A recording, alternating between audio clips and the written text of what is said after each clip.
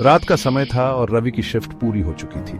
वह शहर की एक ऊर्जा कंपनी में काम करता था और रोज की तरह घर जा रहा था। लेकिन इस रात कुछ अलग था। वह देर रात ऑफिस से निकला, टैक्सी नहीं मिल रही थी और पूरा माहौल अजीब सा लग रहा था। तभी अचानक उसकी नजर एक बस पर पड़ी जो दूर के गांवों की ओर जाती थी। बस में गिने चुने लोग थे और सभी चुपचाप बैठे हुए थे। जैसे ही बस आगे बढ़ी, रवि ने खिड़की से बाहर देखा। सड़कें सुनसान थीं, स्ट्रीट लाइट्स बंद थीं और हल्का कोहरा चारों तरफ फैला हुआ था। अचानक एक अजीब सी आवाज आई, कृपया अपनी सीट बेल्ट बांध लें, यह सफर सामान्य नहीं होगा। रवि ने ध्यान दिया कि बस के शीशों पर अजीब आकृतियां बन रही थीं, जैसे कोई उन्हें बाहर से देख रहा हो। तभी ड्राइवर ने हंसते हुए कहा, अब तो सफर शुरू हो चुका है, कोई भी उतर नहीं सकता। उसकी आवाज में एक डरावनी गूंज थी। जैसे जैसे बस आगे बढ़ी, माहौल और भयानक होता गया। यात्रियों के चेहरे डर से स्याह हो गए थे। अचानक बस के अंदर लगे बल्ब झपकने लगे और एक यात्री चीख उठा।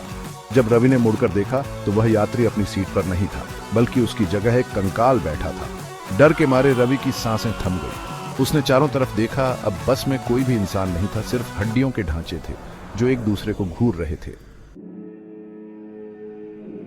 ड्राइवर ने फिर से कहा, तुम इस यात्रा के लिए चुने गए हो, अब वापस जाने का कोई रास्ता नहीं।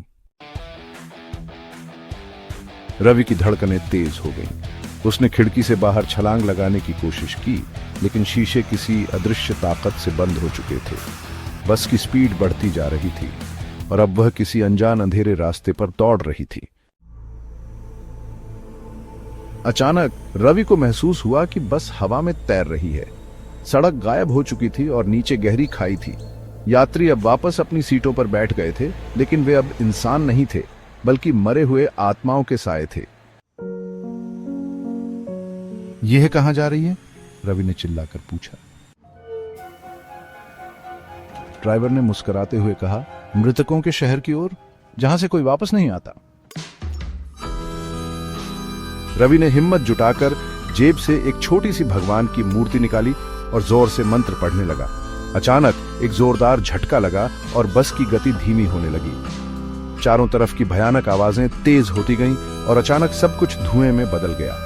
जब रवि ने आंखें खोलीं तो वह सड़क के किनारे पड़ा हुआ था। चारों ओर अंधेरा था और दूर से आती बस की रोशनी दिख रही थी। यह वही बस थी, लेकिन अब उसमें कोई यात्री नहीं था।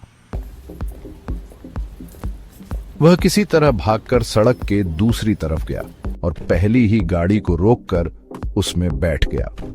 जब उसने पीछे मुड़कर देखा तो बस धीरे धीरे हवा में घुल रही थी।